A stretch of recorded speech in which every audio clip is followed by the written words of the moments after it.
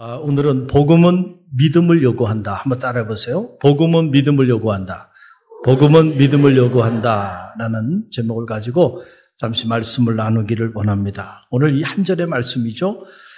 그런데 이 한 절의 말씀이 기독교 운명을 바꿔버린 겁니다. 여러분, 복음의 능력이라고 하는 것은 이런 거예요. 이 한 절의 말씀, 이 한 절의 말씀에 마틴 루터라고 하는 캐톨릭 젊은 사제가 사로잡히기 시작하니까 그가 이 한 절의 말씀을 통해서 그의 삶이 뒤집어질 뿐만 아니고요. 여러분, 기독교 역사를 새롭게 만드는 그런 엄청난 역사를 가져온 말씀이 오늘 이 본문의 말씀이에요. 사도 바울이 마틴 루터가 종교개혁을 단행하면서 오직 믿음으로, 솔라 피데스, 오직 믿음으로 라고 하는 이 엄청난 슬로건을 가지고 목숨을 건 겁니다. 그래서 타락한 로마 교황청을 상대로 개혁의 깃발을 들고 기독교의 새로운 장을 만드는 그런 동력이 된 거예요. 그러니까 여러분, 이 복음의 능력이라고 하는 것은 우리가 생각하는 것보다는 훨씬 더 엄청난 파괴력을 가지고 있고 엄청난 능력을 가지고 있다는 사실을 여러분 꼭 기억하시기를 바랍니다. 오늘 이 한 절의 말씀 보면, 사도 바울이 나는 복음을 부끄러워하지 않는다니. 그 이유는 선명했어요. 그 이유는 왜냐하면 복음은 모든 믿는 자들에게 구원을 가져다 주시는 하나님의 능력이 되기 때문이다는 거예요. 할렐루야. 모든 믿는 자들에게 구원을 가져오는 하나님의 능력이 되는데 그 복음을 내가 왜 부끄러워하냔 말이죠. 그죠? 그 복음을 자랑해야 되고, 그리고 그 복음을 나눠야 되고, 그리고 그 복음의 능력을 체험하는 그리스도인의 삶을 살아야죠. 할렐루야. 그래서 사도 바울은 실제로 이 복음의 능력을 체험했어요. 본인 스스로가. 그래서 이 복음에 목숨을 건 겁니다. 그럴 때 그를 통하여 복음의 위대한 역사들이 나타나게 된 거예요. 그래서 칼 발트라고 하는 20세기 최고의 신학자는 그의 책 로마서라고 하는 그 책 안에서 복음은 믿음을 요구합니다 라고 외친 거예요. 복음은 믿음을 요구한다. 왜냐하면 복음이 하나님의 능력을 나타내는데 그 하나님의 능력을 나타내기 위해서는 복음에는 언제나 무엇이 필요한 거예요? 믿음이 필요하답니다. 믿음. 그래서 하나님의 능력이 복음을 통하여 실제로 나타나게 하기 위해서는 한 가지 필요한 것이 있는데 그것이 바로 다른 것이 아니고 뭐라는 거예요? 믿음이에요. 믿음. 왜냐하면 오직 믿는 자들에게 하나님의 능력이 나타나게 되기 때문에 그래요. 그래서 모든 믿는 자들에게 구원을 주시는 하나님의 능력이라. 무엇이? 복음이. 믿는 자들에게 나타나는 하나님의 능력이 복음이라는 거예요. 그러니까 우리가 믿음이 없으면 실제로 이 하나님의 능력을 체험할 길이 없는 거야. 저는 우리 청년들에게도 이 믿음이 있게 되길 바랍니다. 우리 사랑교구원들 그리고 우리 갈릴리교회 모든 성도들에게도 이 믿음이 자리하게 되길 바랍니다. 그 믿음이 하나님의 능력을 체험하게 되는 그런 동력이 된다는 사실을 꼭 기억하시길 바랍니다. 그래서 오늘 로마서 1장 17절 본문의 말씀이죠. 이 한 절의 짧은 말씀 저와 여러분이 다시 이 말씀 함께 읽어봅니다. 복음에는 하나님의 의가 나타나서 믿음으로 믿음에 이르게 하나니 기록된 바 오직 의는 무엇으로? 믿음으로 말미암아 살리라 함과 같으니라. 아멘. 이 짧은 말씀 짧게 두 가지 차원에서 제가 묵상하기를 원하는데 차분히 한번 이 말씀 안으로 돌아보세요. 이 로마서 1장 17절 이 전반부에 보게 되면 복음에는 뭐가 나타난다는 거예요? 하나님의 의가 나타난다는 거예요. 뭐가 나타난다고요? 하나님의 의. 그럼 이 하나님의 의가 대체 뭘까? 궁금하잖아요. 원래 이 하나님의 의라고 말할 때 의는 디카우 네시네라고 하는 말이에요. 이건 무슨 말이냐 하면 하나님의 공의를 말하는 거예요. 하나님의 공의는 뭘까요? 구약성경 전체는 하나님의 공의에 대한 메시지가 구약성경 전체를 통해 선포되고 있는 거예요. 그 공의는 옳고 그름을 가르고 그리고 죄인을 심판하고 의인을 구원하시는 그 디카이오네시네라고 하는 하나님의 의, 그 절대적인 공의, 그것이 바로 그거를 얘기하는 건데, 그런데 여러분, 복음에 나타나는 하나님의 의는 그게 아니에요. 복음에 나타나는 하나님의 의는 우리를 심판하는 의가 아니고 우리를 구원하는 의입니다. 할렐루야. 그러니까 율법을 통하여는 우리가 구원함을 받을 길이 없어요. 왜냐하면 율법으로 의로운 사람은 우리 중에 아무도 없기 때문에 그래요. 그래서 율법의 잣대로 보면 우리는 다 심판받아 마땅한 사람들이야.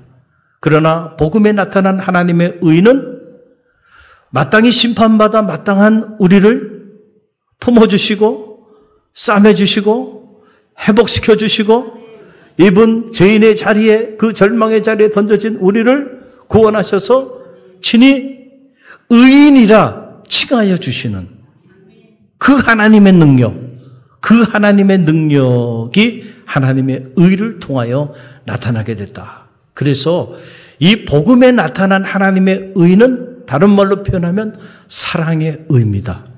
할렐루야. 오늘 그 예수 그리스도의 십자가의 그 보혈의 피, 우리의 죄와 허물을 심판하시고자 하시는 것이 아니고 대신 짊어지시고 우리의 허물을 덮어주시고 우리의 죄를 도말하여 주시고 그리고 우리로 하여금 구원의 반열에 이르게 하시는 그 하나님의 십자가의 사랑을 통하여 나타난 사랑의 의, 그 사랑의 의가 어디 나타났냐면 복음 안에 나타났다는 거예요. 할렐루야. 여러분, 그 복음 안에 나타난 하나님의 의가 오늘 저와 여러분을 살리고 있는 거예요. 그래서 여러분 보세요. 로마서 10장 4절 말씀 보게 되면 이런 말씀이 있어요. 함께 읽어봅니다. 그리스도는 모든 믿는 자에게 의를 이루기 위하여 율법의 마침이 되시니라. 아멘. 여기서 의, 그리스도는 모든 믿는 자에게 무엇을 이루기 위하여? 의를 이루기 위하여 율법의 마침이 됐다. 율법의 마침이라는 것은 프레로마라고 하는 말인데 율법이 완성됐다는 거예요. 근데 그 율법이 뭐를 통해서 완성돼요? 사랑은 율법의 완성입니다. 로마서의 사도 바울이 외친 메시지 아니에요? 그러니까 율법이 완성되는 것은 결국 사랑을 통해서 완성되어지는데 그 사랑이 복음 안에 나타났다. 그 복음 안에 나타난 그 사랑의 의, 그 의가 바로 뭐냐면 하나님의 의라는 거예요.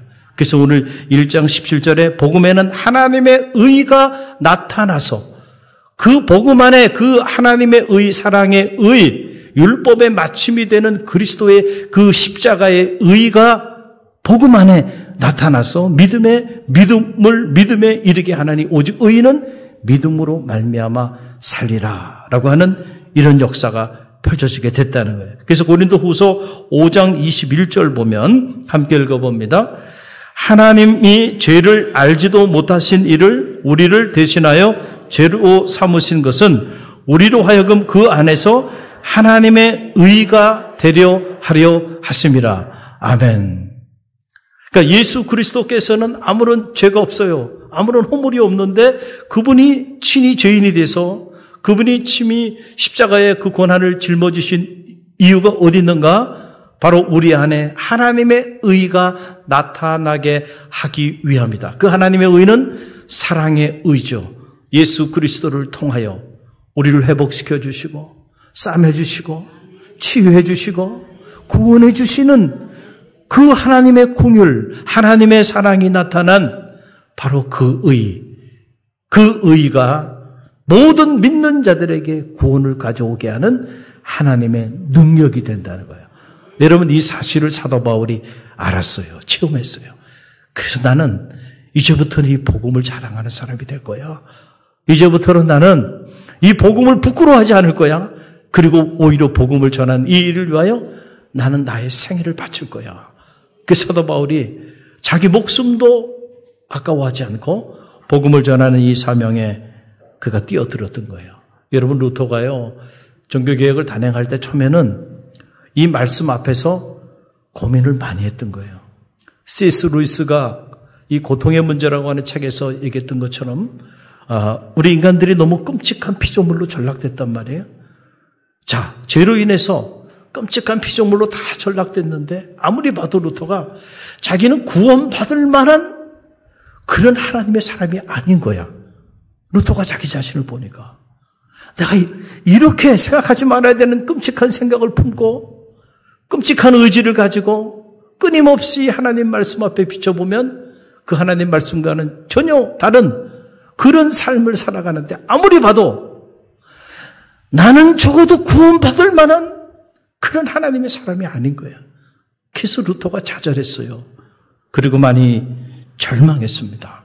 그런데 오늘 이 로마서 1장 17절의 말씀을 묵상하면서 복음 안에 이 하나님의 의가 나타나서 믿음으로 믿음에 이르게 하나니 오직 의인은 믿음으로 말미암아 살리라 라는 이 메시지를 듣는 순간 그렇구나.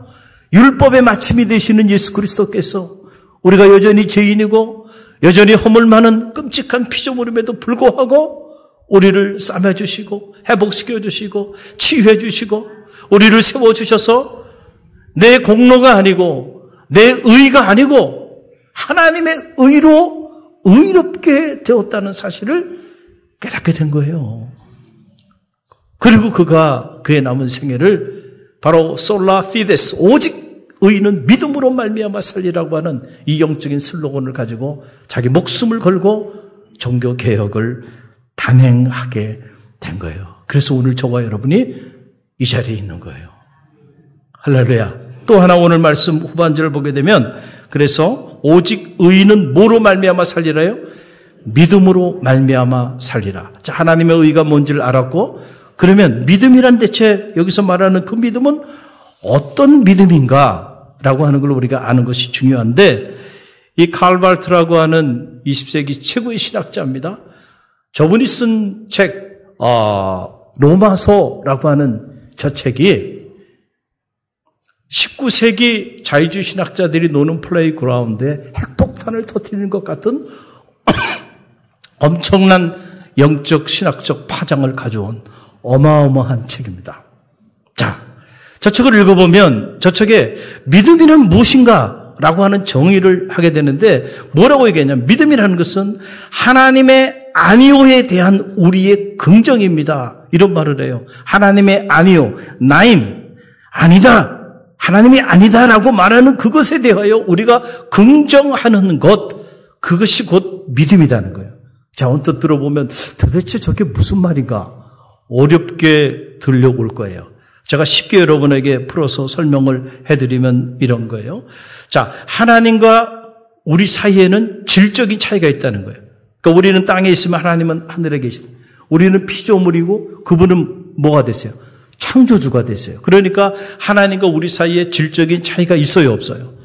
질적인 차이가 있어요. 그런데 우리는 때때로 그 질적인 차이를 인정하지 않고 우리 스스로 구원에 이르고자 몸부림친다는 거예요. 그런 우리의 모습에 대하여 하나님은 나인, 아니다 라고 말하는 거예요. 너의 노력으로는 구원에 이를 수 없다. 내 힘으로도 구원에 이를 수 없다. 내 지혜로도 구원에 이를 수 없다. 나인, 아니다라고 하나님은 외치는 거예요. 그 아니다라고 외치는 그 하나님의 그 음성에 예, 맞습니다 라고 그것을 긍정하는 것, 그것이 곧 뭐라는 거예요? 믿음이에요. 의인은 바로 이 믿음으로 말미암아 살게 된다는 거예요. 할렐루야. 여러분에게 이 믿음이 있게 되기를 간절히 바랍니다. 여러분 가만히 보세요. 아브라함의 이야기를 제가 여러분에게 짧게 해드릴게요. 자, 하나님이 아브라함을 부르셨어요. 그리고 아브라함에게 창세기 12장에 보면 내가 너로 큰 민족을 이루게 하리라. 내 이름을 창대케 하리라. 내가 너로 복의 근원이 되게 할지니라. 이 비전이 여러분의 비전이 되길 바랍니다. 오늘 이 자리에 있는 청년들, 사랑교구 그리고 모든 성도들의 비전이 되길 간절히 바랍니다. 분명히 하나님은 여러분을 통하여 큰 민족을 이루실 것입니다. 여러분의 이름을 창대케 할 겁니다. 여러분을 복의 근원이 되게 할 줄로 믿습니다. 정말로 그렇게 믿고요. 날마다 내게 주신 이 비전을 품고 그걸 붙잡고 기도하는 사람은요, 그 비전대로 될 줄로 믿습니다. 저도 날마다 이 비전을 품고 기도해요. 하나님이 저를 통하여 큰 민족을 이룰 것이라고 확신합니다. 제 이름이 창대케 될 줄로 저는 확신합니다. 복의 근원이 될 줄로 저는 확신합니다. 질투가 생겨요? 여러분도 그렇게 될 줄로 믿습니다. 아브라함에게 이런 비전을 주시고, 그리고는 하나님께서 아브라함이 어디로 가고 싶었어요? 갈대아 우르에 가서 아버지 데라도 죽고 이제 먹고 사는 문제를 해결하려고 그렇게 마음의 계획을 가지고 있는데, 하나님이 아브라함에게 뭐라고 말해요? 아니요! 라고 말하는 거예요. 나인! 아니야! 너 마음의 그 계획 아니야. 갈대아 우르로 이주하려고 하는 그 모든 계획 아니야. 그 아니야 라고 하는 하나님의 그 말씀 앞에 긍정하는 거예요. 예스. 알았습니다. 하나님의 아니오를 받아들이는 거예요. 이게 뭐예요? 믿음이라니까. 할렐루야. 할렐루야. 하나님은 아니라고 자꾸 말하는데 하나님 그게 아닌 게 아니에요. 그러면서 나는 내 길을 가는 거예요. 지금 하나님 잘 몰라서 그러는데 내가 지금 갈대아 우르로 가야 밥 먹고 살아요. 갈대아 우르로 가야 내 사업도 성공하고, 갈대아 우르로 가야 우리 가족도 아무 탈 없이 잘 먹고 잘 살 수 있어요. 하나님은 아니라고 그러는데 나는 자꾸 아닌 게 아니래. 그러면서 그 길로 가버려. 이건 하나님의 아니오에 대하여 긍정하는 게 아니죠. 그렇죠? 여러분, 이건 믿음이 아니야.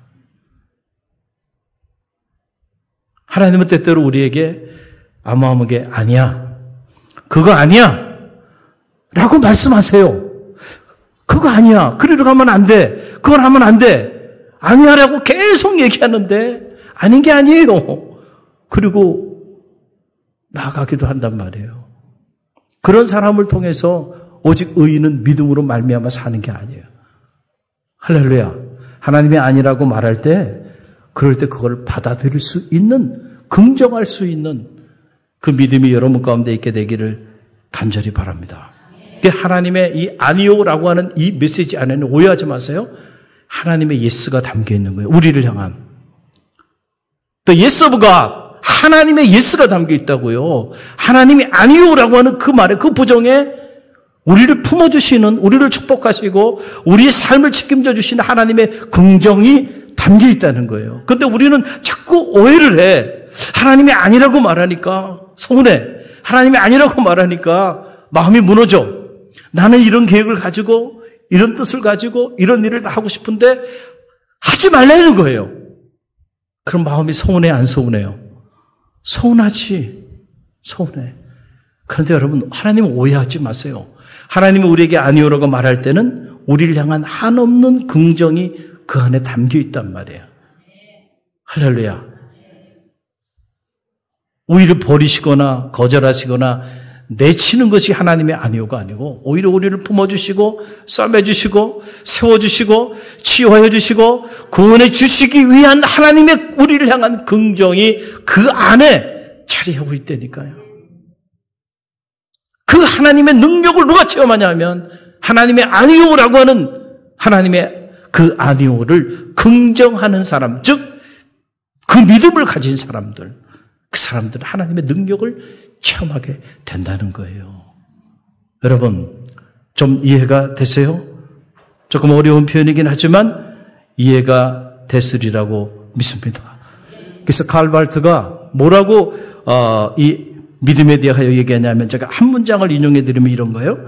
하나님의 아니오를 제 어깨에 짊어지고 가려는 사람, 그 사람을 하나님의 더 크신 이해가 안고 가신다. 믿음에 대한 정의를 하는 거예요. 여러분, 이게 신학자들의 이 영적이고 신학적인 통찰력은 놀랍죠? 표현을 이렇게 하는 거예요. 믿음은, 믿음이란 뭐냐? 지금 로마서 1장 7절에 나타나는 그 믿음이 뭐냐? 그 믿음에 대한 설명을 하면서 이렇게 얘기하는 거예요. 하나님의 아니오를 제 어깨에 짊어지고 가려는 사람, 그 사람을 하나님의 더 크신 예가 안고 가신다. 할렐루야. 이제 조금 이해가 되시죠? 여러분, 한국 교회가 그동안에 믿음을 오해했어요. 그래서 믿음, 그러면 우리는 어떤 생각을 갖냐면은 뭔가 우리 자신의 마음의 소원이나 육체적 욕망을 성취하기 위한 어떤 도구로 생각을 하고 있다는 거예요. 나의 계획, 그리고 나의 생각, 그리고 나의 의지를 관철하고자 하는 흔들리지 않는 어떤 확고한 심령, 뭐 이런 것들이 믿음인 줄 알아요. 그래서 마치 그런 어떤 신념이 있는 사람들을 믿음이 좋은 사람이라고 그렇게 생각하는데, 어떻게 보면 그런 믿음은요, 지금 이 로마서가 말하는 믿음과 정반대의 믿음이에요. 그건 믿음이 아니라니까. 아니, 하나님의 아니오를 긍정하려면 나를 부정해야 돼. 그렇죠? 내 계획을 부정해야 돼. 내 생각을 부정해야 돼. 내 신념도 부정해야 돼. 그런데 여러분, 하나님의 아니오에 대해서 나는 요만큼도 내 생각, 내 계획, 내 신념을 내려놓지 않고 오히려 내 계획대로, 내 신념대로 내 꿈을 흔들리지 않고 성취하리라고 생각하고 그러고 달려나가요. 여러분, 그건 믿음이 아니야. 오늘 로마서가 말하는 믿음은 그런 믿음이 아니에요. 근데 그동안에 이 한국교회가 이 복음이 말하는 믿음을 잘못 가르친 거죠. 그래서 정말로 모든 믿는 자에게 구원을 주는 하나님의 능력을 체험하지 못한 거예요. 믿음은 자기 부정에서부터 시작되는 거예요. 할렐루야. 우리는 이 사실을 알아야 되는데, 나를 부정하지 않고 나를 강화하려고 그러고 내 계획과 내 심령과 내 꿈을 성취하려고 달려드는 게 그게 믿음이 아니라니까요. 믿음은 철저히 하나님 앞에서 나를 부정하는 거야. 그래야만 하나님이 아니요 라고 말씀하실 때 예스 맞습니다 라고 나가게 되고, 그럴 때 하나님은 우리를 한없이 예로 긍정하여 주신다 라고 하는 그런 말씀입니다. 사람이 마음으로 자기의 길을 계획할지라도 그 걸음을 인도하는 일은 여호와 하나님이세요. 믿습니까? 어제 개업 예배가 있었어요. 개업 예배가 있었는데 우리 갈릴리 교회 사랑교구에 우리 박경훈 성도님 그리고 우리 권선영 집사님께서 그동안의 기도로 준비하셔가지고 카페 프리햇이라고 하는 모임 카페 창동점을 이렇게 오픈하게 됐어요. 그런데 아직 오픈은 안 했고, 오픈은 언제 하냐면 돌아오는 토요일 날 합니다. 기억하세요? 돌아오는 토요일 날 거기 가셔서 인증사진 찍어가 저한테 보냈어요. 근데 제가 이렇게 개업 예배를 드리고 또 집에 와서 이렇게 생각하면서 마음에 감동이 이렇게 밀려와요. 밀려오는 감동은 여러 가지예요. 하나는, 자, 저 사진을 보면 저렇게 어린 아이들과 우리 청장년들 또 사랑교구원들이 이렇게 많이 왔어요. 그 개업 예배를 드리면서 이렇게 아이들이 많이 온 경우가 한 번도 없었던 것 같아요. 그렇게 많이들 이렇게 왔어요. 근데 너무너무 고마웠어요, 내 마음에. 이렇게 축하해주러 이렇게 와준 아이들도 고맙고 우리 청경년들도 고맙고 교구장님도 너무너무 고맙더라고요. 제 마음에. 고마운 마음이 들었어요. 다 바쁘잖아요. 그런데 시간을 내서 이렇게 와준 거예요. 그리고 또 하나 내 마음에 감동이 되는 거는, 자 보세요. 아무것도 없잖아요. 저게 무슨 카페입니까? 그렇죠? 그리고 저기 앞에 사진을 안 찍어서 그렇지, 앞에 사진은 끔찍해요. 앞에는 그냥 공사하다가만 그런 어디 창고 같은 분위기고요. 그리고 안에는 아무것도 없어.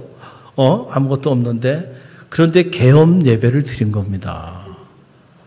근데 제 마음에, 그래, 보통 마음에는 예쁘게 잘 꾸며놓고 뭐 좀 다 이렇게 해놓고 그리고 개업 예배 드리고 싶은 마음들이 있잖아요. 누구나. 그렇죠? 그런데 제 스케줄이 이제 내일부터 휴가를 가게 되니까 이번 주에 오픈을 해야 되는데 목사님 모시고 개업 예배 드리지 않고 이 사업체를 오픈하는 건 아니다고 판단을 한 거예요. 그리고 저렇게 아무것도 없는데, 그렇죠? 그런데 거기서 개업 예배를 드린 거예요. 자, 감동이 돼요, 안 돼요? 여러분 또 갑자기 시기와 질투가 밀려와요. 참.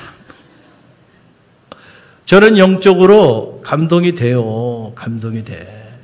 아무것도 없고 그런데 거기서 계엄 예배 드리고 싶겠습니까? 그런데 저런 텅 빈 아무것도 준비도 안 되고 설치도 안 된 저곳에서 담임 목사님 모시고 오픈하기 전에 일주일 전에 먼저 예배를 드린 거예요. 할렐루야. 여러분, 이게 믿음이에요. 이게 믿음이에요. 인간적으로 생각하면 다 꾸며놓고 하고 싶죠. 그러나 여러분, 먼저 하나님 앞에 다 꾸미진 않았지만 그래도 예배로 준비하며 나가고자 하는 그 마음, 여러분, 그게 믿음 아니에요? 할렐루야. 이런 기업체를 하나님 축복 안 해주시겠어요? 안 해주면 철회라도 해야죠. 할렐루야. 그럼 제가 목회를 그만둬야 돼. 저런 분들이 하나님이 함께 하지 않으면. 그런데 이런 청장년들이 우리 교회는 이분 한 분이 아니에요. 제가 말하자면 다 길어요. 우리 선장로님네도 마찬가지고. 오름학원 이랬는데 제가 제이스펜이 얘기를 하니까 그 다음에 이름을 제이스펜이 JC 오름학원으로 이름을 바꿔버리고 말이죠. 이야, 저 그런 걸 보면서 감동이 돼요. 또 우리 박진수 권사님네도 저기도 사연이 많습니다. 사연이 많아요. 먼저 만나 갑자기 저를 불러가지고 어디 이상한 산밑자락에 저를 납치해가지고 말이죠. 드릴 말씀이 있다 보니 대체 무슨 얘기를 하려고 그러나 갔더니 사업을 해야 될까요? 말아야 될까요? 부터 시작해가지고 그래서 제가 무조건 하라 그랬어요. 무조건 하라고. 제가 아무 근거 없이 그냥 하라 그랬겠어요? 그 전에 이미 저 가정, 저 부부를 위해서 기도를 해왔어요. 그래서 했으면 좋겠다 생각을 하고 있었는데 마침 얘기를 딱 하길래 주저하지 않고 내가 저질러란 말이죠. 할렐루야. 우리 이제 사업을 하시는 분들이 많아졌어요. 우리 갈릴리 교회. 그런데 다들 보니까 간절한 마음으로 믿음으로 기도하면서 이렇게 나아가고 있어요. 그래서 제가 늘 얘기해요. 어떤 경우에도 교만하지 말고, 그리고 하나님보다 앞서지 말고, 기도보다 앞서지 말고, 그리고 모든 영광을 하나님께 돌리는 그 궁극적인 목적을 가지고 그리고 나가봐라. 그럼 구하지 않은 모든 것들로 함께 해주실 거야. 하나님의 아니요 라고 하는 그 말에 이렇게 예스 라고 긍정할 수 있어야죠. 아무것도 준비되어 있지 않아도 시작하기 전에 계엄 예배 드려. 그럼 예 하고 긍정할 수 있어야지. 그게 믿음이에요. 목사님 아닌데요. 아직 꾸며지지도 않았고요. 그래도 다 꾸민 다음에 해야죠. 그럴 수도 있는 거예요. 그렇죠?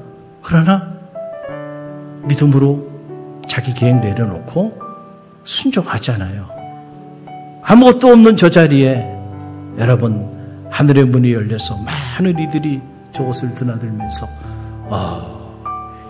힐링을 체험하고 무엇보다 저곳에서 진리 안에서 참 자유케 되는 그런 역사가 나타나게 될 줄로 믿습니다.